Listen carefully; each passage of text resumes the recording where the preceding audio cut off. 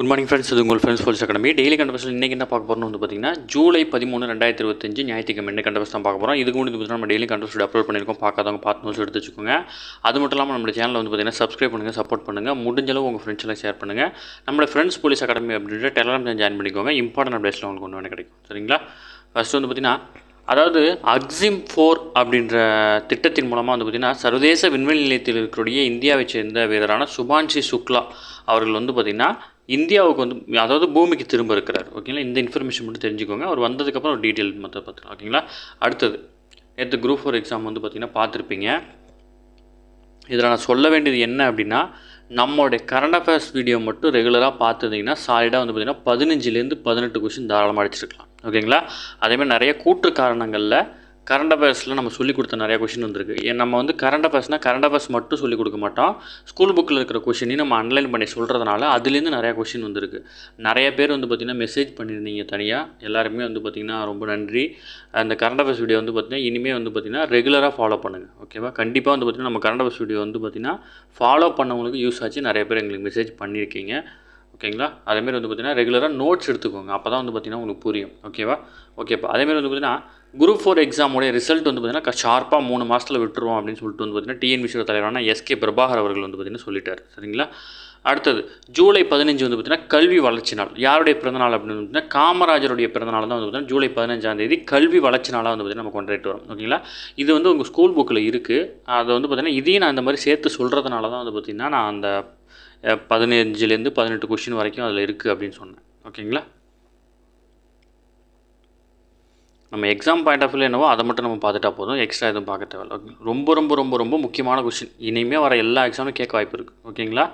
அதாவது 2040 நிலவில் இந்தியர்களை தரையிறக்க வந்து பார்த்திங்கன்னா இந்தியா திட்டமிட்டிருக்கு. ஓகேங்களா? நிலவில் 2040ஆம் ஆண்டில் இந்தியர்களை தரையிறதுக்கான திட்டப்பணிகள் வந்து பார்த்திங்கன்னா தீவிரமாக நடைபெற்று வருது. ஓகேங்களா?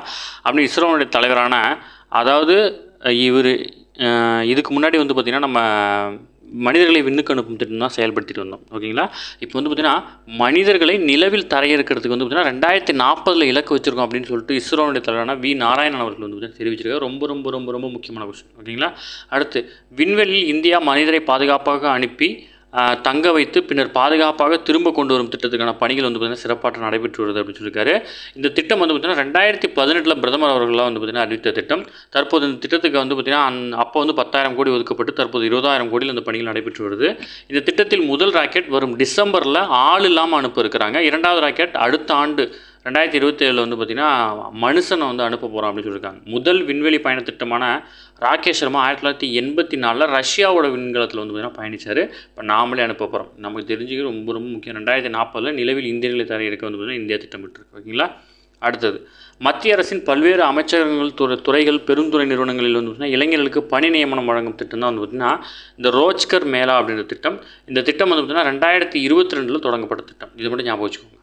ஓகேங்களா? நான் பணி நியமனம் அதாவது இளைஞர்களுக்கு வந்து பார்த்திங்கன்னா பணி வாய்ப்பு வழங்கக்கூடிய ஒரு மிகப்பெரிய திட்டம் இந்திய அளவில் அப்படின்னா ரோஜ்கர் மேளா. இந்த திட்டம் 2022 கொண்டு வந்திருக்காங்க. இந்த மாதிரி திட்டங்களை பற்றிலாம் கேட்டிருந்தாங்க. பார்த்தீங்களா நம்ம குரூப் 4ல் அதெல்லாம் நோட் பண்ணி வச்சுக்கோங்க. ஓகேங்களா? ரொம்ப சிம்பிளான கொஷின். அந்த கொஷின் நம்ம அடிக்கடி சொல்லியிருக்கோம். விடியல் பயண திட்டம் எப்போ கொண்டு வந்தாங்க அப்படின்னு சொல்லிட்டு அடிக்கடி பார்க்குறப்பெல்லாம் சொல்லிட்டு இருந்தோம். அதெல்லாம் கேட்டேன். ஓகேங்களா?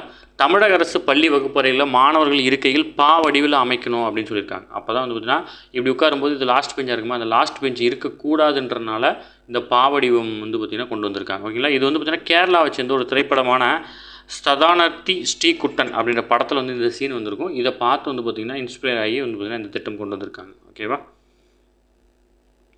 அடுத்தது ரயில்வே பாதுகாப்பு படைக்கு முதல் முறையாக ஒரு பெண் தலைவர் வந்து பார்த்திங்கன்னா நியமிக்கப்பட்டிருக்காரு.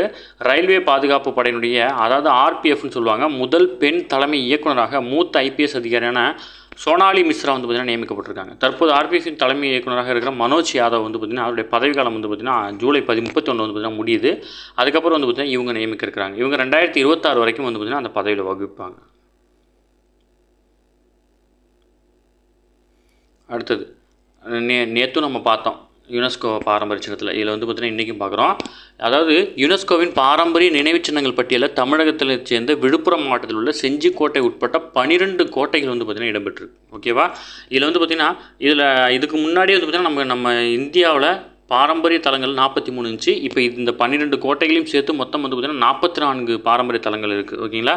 இந்நிலையில் பிரான்ஸ் தலைநகர் பாரிஸில் நடைபெற்று வரும் உலக பாரம்பரிய குழுவினுடைய 47வது அமர்வில் இந்தியாவின் மராத்திய பேரரசின் இராணுவ தலங்களுக்கு யுனெஸ்கோ அங்கீகாரம் வழங்கப்பட்டிருக்குது. அதன்படி வந்து பார்த்திங்கன்னா நாட்டின் 44வது பாரம்பரிய நினைவு சின்னமாக மராத்திய இராணுவ தலங்களான 12 கோட்டைகள் வந்து பார்த்திங்கன்னா இடம்பெற்றிருக்கு. அதில் ஒன்று தான் வந்து பார்த்திங்கன்னா நம்ம செஞ்சி கோட்டை. இது ரொம்ப ரொம்ப முக்கியமானது. அந்த 12 கோட்டைகள் என்னன்றது நம்ம நேற்றே சொல்லிட்டோம், நோட் பண்ணி வச்சுக்கோங்க. சரிங்களா? நேற்று கரண்ட் அஃபேர்ஸ் பார்த்தீங்கன்னா உங்களுக்கே தெரியும். ஓகே ஃப்ரெண்ட்ஸ், இன்றைக்கி கரண்ட் அஃபேர்ஸ் அவ்வளோதான். தாண்டி எதுவுமே கேட்க வாய்ப்பு இல்லை. டெய்லி கரண்ட் அஃபேர்ஸ் டெய்லி பார்த்துருங்க. அப்போ தான் மந்த்லி வீக்லி படிக்கும்போது உங்களுக்கு ஈஸியாக இருக்கும். நம்ம சேனல் வந்து பார்த்திங்கன்னா சப்ஸ்கிரைப் பண்ணுங்கள், சப்போர்ட் பண்ணுங்கள். முடிஞ்சளவு உங்கள் ஃப்ரெண்ட்ஸ் ஷேர் பண்ணுங்கள். நம்மளோட ஃப்ரெண்ட்ஸ் போலீஸ் அகாடமி அப்படின்ற டெலிகிராம் ஜாயின் பண்ணிக்கோங்க. இம்பார்ட்டன்ட் அப்டேட்ஸ்லாம் உங்களுக்கு ஒன்று கிடைக்கும். நமது பயிற்சி மையம் சார்பில் 2ஆம் நிலை காவல்துறை டெஸ்ட் பேஜ் வந்து பார்த்திங்கன்னா தொடங்கியிருக்கும். இதில் மொத்தம் உங்களுக்கு 60க்கும் மேற்பட்ட தேர்வுகளும் 1000க்கும் மேற்பட்ட வினாக்களும் கிடைக்கும். இதற்கான அட்மிஷன் நடந்துட்டுருக்கு. இந்த பிடிஎஃப் வந்து பார்த்திங்கன்னா ஷெட்யூல் கொடுக்குற டிஸ்கிரிப்ஷனில் கொடுக்குறேன், வியூ பண்ணி பாருங்கள். உங்களுக்கு ஏதாவது சந்தேகம் இருந்துச்சுன்னா ஸ்க்ரீனில் தெரிஞ்ச நம்பருக்கு கால் பண்ணி உங்களோட டவுட் நீங்கள் கிளாரிஃபை பண்ணிக்கலாம். ஓகேங்களா?